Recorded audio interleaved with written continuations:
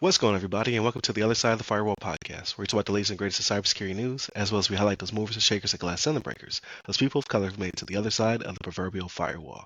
My name is Ryan Williams, and as always, I'm joined by Shannon Tynes. What's up? What's up?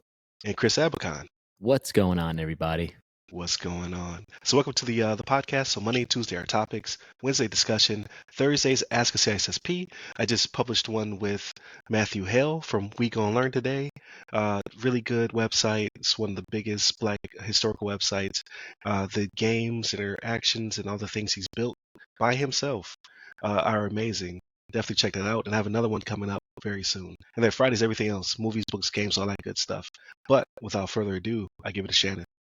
All right, everybody. So this article comes from hhs.gov. So this is the Health and Human Services government website that this comes from. And the title of this one is HHS Office for Civil Rights imposes a $1.5 million civil money penalty against Warby Parker in HIPAA cybersecurity hacking investigation, right? So this was a cybersecurity attack that resulted in unauthorized access to the PHI of nearly 200,000 individuals, right? And so, Ryan, when you sent this out, I read it and I was like, because my last few pairs of reading goggles, were Warby Parker. I was like, okay, so I'm not the only one. Yeah. Me too. I'm in there too. Yeah, so when I saw it though, the dates didn't coincide for when I actually went. I'm a recent customer, you know what I mean. So my information may not have been broached this time, right? But give it time because they had multiple instances of it happening, right? So even with this with this article and their penalty that they have, which they're not fighting, by the way, right? So if you look at the notice of final determination,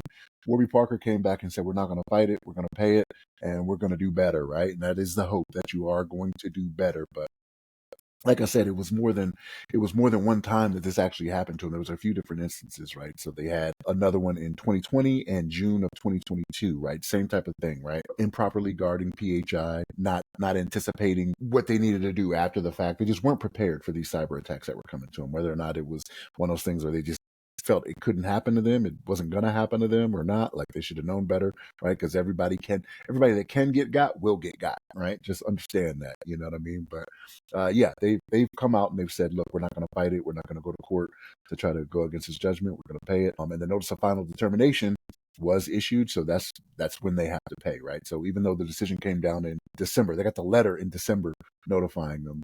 It's come out in February now, so it's money that's going to be paid out. Now, what that actually does, $1.5 million for a big company like Warby Parker, like they got a big not a big, but they have a nice swanky store here that I went into when I walked in. I was like, oh man, this kind of I was like, do I belong in here? Like I'm used to they have like glasses. A boutique, boutique type the vibe. Prices are pretty good, right? They're very so I'm good. like, yeah.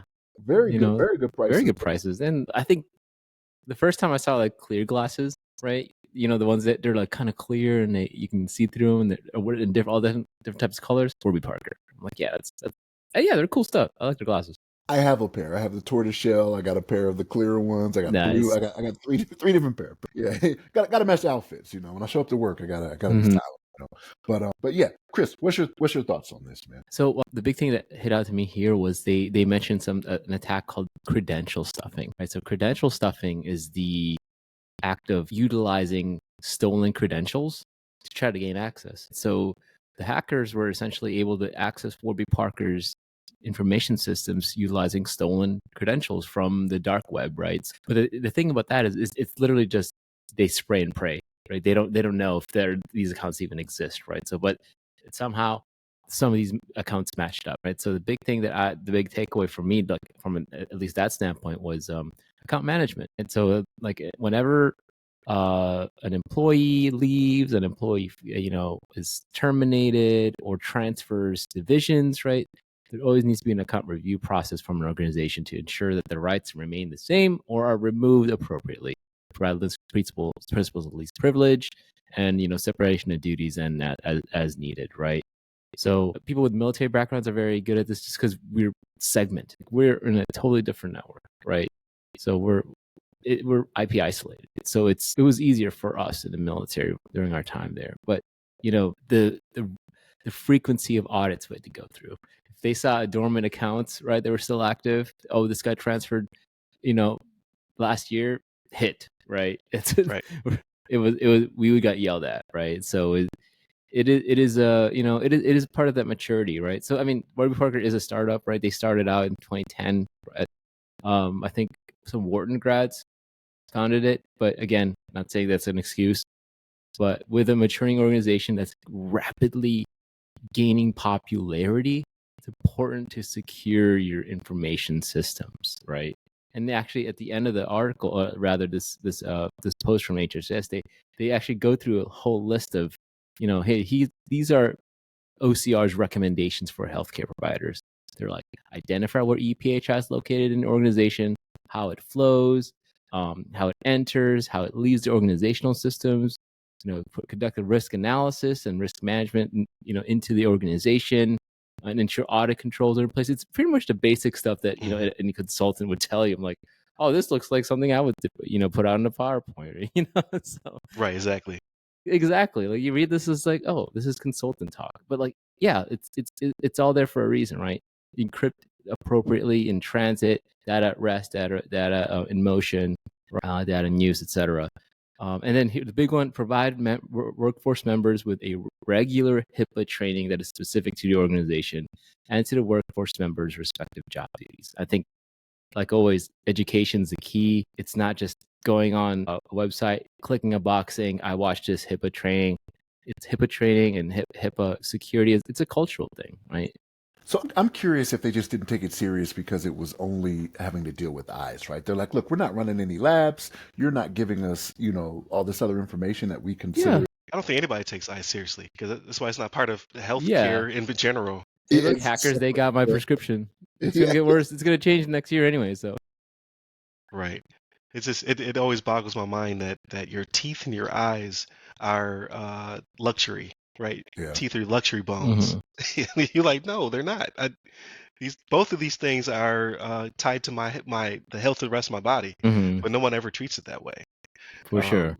At least not here in the States. I don't know about the rest of the world, right? With their free health care and yuck. I'd give me some of the universal health care, actually. Yeah. That's sarcasm, folks. Yeah. But Ryan, what are your thoughts, man? We're military. We've all had that. Yeah, I've had universal health care for over half my life. No, so I think you both hit the nail on the head. So yeah, when I saw Warby Parker, just like Shannon, I'm relatively new to the Warby Parker world, right? Like my daughter's been in it the longest because they are kind of like customer service wise, they're awesome. She's had a pair of glasses since high school that she just loves. And every time her prescription changes, we take them back to Warby Parker. And even though they don't sell that frame anymore, they ship it off to somewhere like the North Pole, for all I know. Elves work on them. And then they put the new lenses in, they fix the frames, they send it back to her. It's in our mailbox. It's pretty crazy. So when I saw this, I was like, oh man, because like the rest of us are starting to go there now as well to get our glasses because their customer service is so awesome. So it's kind of disheartening that on the IT and cybersecurity side, they were just not as mature as their front-facing client apparatus, right? Because like again, like the customer service is always awesome. They're always very fast. Their boutiques or what have you, because ours is not too far away from my home actually. In like the outdoor mall, they have a Warby Parker, so it's pretty cool. But I say all to say that same maturity should be on the cybersecurity side, because the way I see a credential stuffing attack is they're kind of a victim as well, right? So some third party was breached, and then they were able to take those credentials and then do the credential stuffing attack on this side. But I think where the victim card goes away is where was your continuous monitoring? Why was your data not encrypted, like you said, in rest and in transit? What's going on with your techniques, tactics, and procedures, right? How are you not? Because it was 3 different violations they were cited for. So this was over a few years. So they just didn't mature as quickly as they should have. So I think that's why they took the $1.5 million hit. Like, yeah, you're right. Yeah, for sure. Yeah, you're right. We weren't doing what we were supposed to be doing. And one thing too, it could have been like if they've outsourced cybersecurity to an MSP or something, or maybe if they're transitioning from one MSP to another, it could have been that, right? It could be like a third party vendor risk management issue as well.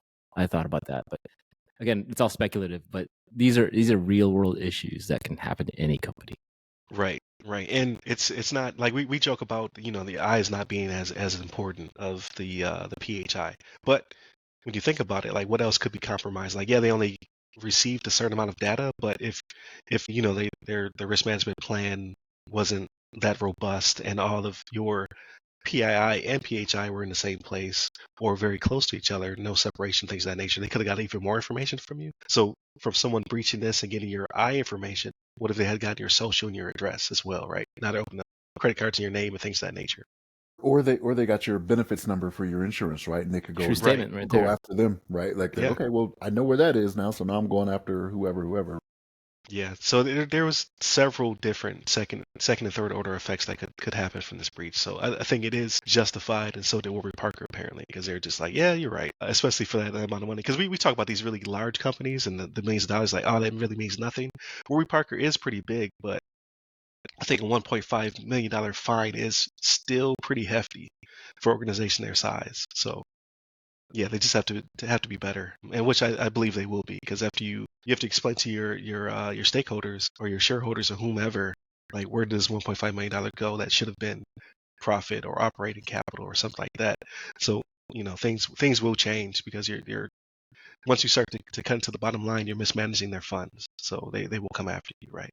So I hope the best for them, obviously, because I am a customer, so I want to continue to shop there. But obviously, if this continues to happen, then I have to go elsewhere. So definitely continue to check us out.